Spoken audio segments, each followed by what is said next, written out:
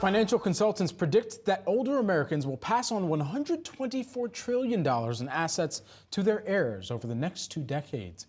But let's face it, talking about money can be uncomfortable. That's why we've got a few tips to help make those conversations a little easier.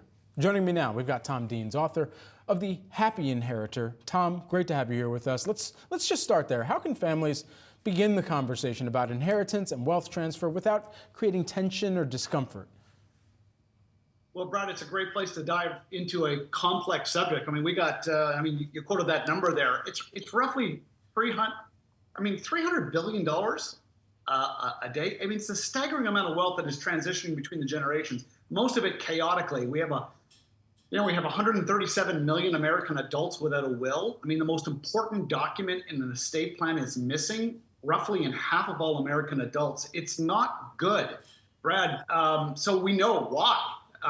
It is an uncomfortable subject. It's awkward. Culturally, parents don't really want to talk to their children about, what they're going to inherit, what the kids are going to inherit, because that kind of feels like, I don't know, they're setting their kids up to receive a windfall and they don't want to take away their drive and ambition. And of course, children don't know how to start this conversation with their parents. It feels awkward or like they're clamoring for stuff. So often the result is silence.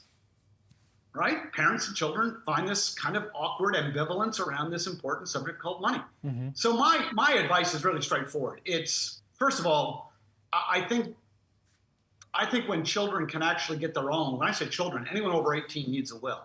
Nothing says we die in order. So I say to young adults all the time, if your parents aren't talking about this stuff, you can get your own will done and give your own will to your parents. You can maybe say, listen, I'm gonna be on a flight. I'm gonna be traveling. Nothing says we die in order. You should have my estate planning documents. Most parents will think, well, that's kind of weird, but you're kind of parenting us. When children parent their parents on an awkward subject like estate planning, many parents will reciprocate. There's that kind of reciprocity, and that may be the trigger that causes them to kind of pass on their documents and start a family conversation.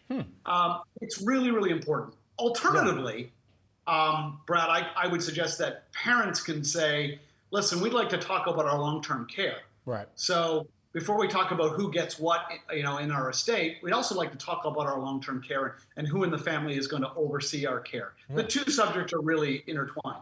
So at what age should you have the wealth transfer talk with your kids? And I like the strategy that you mentioned up front, which is, say your kids are old enough to have their own planning and, put that in front of their parents. But, what if your kids are not old enough to have that planning started up? So you're trying to figure out now as a parent when you begin kind of the familial conversation with your younger kids.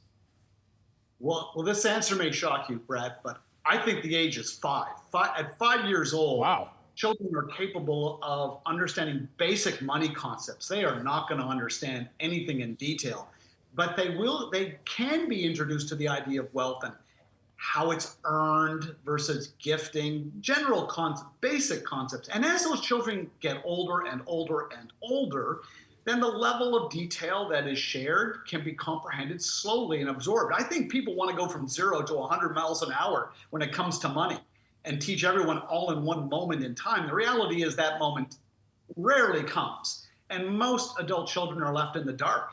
It's why most wills in this country are revealed when someone dies, which is way too late to teach people about the power of compounding interest and the importance of saving early on and investing early on. All of these concepts can be taught at a young age, as young as 5. So what are some things that parents should make sure to discuss with their children when it does come to transferring their wealth? Well, I think, first of all, you absolutely need to, and this again is counterintuitive, but it is this idea of sharing your estate planning documents is absolutely crucial. 137 million Americans without a will, there is no estate plan. And to leave that conversation right to the very end, when someone dies, it's not just people learning about what they get. It's finding the backup documents that go, the title, the deeds to land, to real estate, insurance policies. It is staggering the amount of questions that start getting fired when someone dies. Of course, it's too late. Those conversations are irretrievable. So it's not just enough to do estate planning. It's important to get your family to participate in those conversations before you draft those documents. In other words, draft the documents with their input and then go one step further and share those documents so that the people who are named as beneficiaries will be prepared. Mm-hmm. I mean, really, my book, The Happy Inheritor, is really about preparing heirs for the smooth, calm transition of wealth. Yeah. It's an enormously complex subject that requires time and effort. What are the 3 questions that kids should ask their parents about their wealth? Well, I think the obvious one is, who have you selected as executor? The children will be dealing with the executor.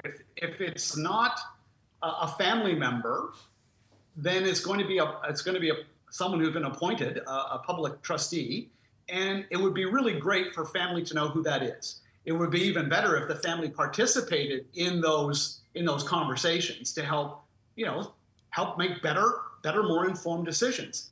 That would be number 1. I think number 2 would be to have a really good list of assets. What do you own? Where is it? The wealthier you are, the more stuff you've accumulated. In many cases, it's assets that are located in other countries.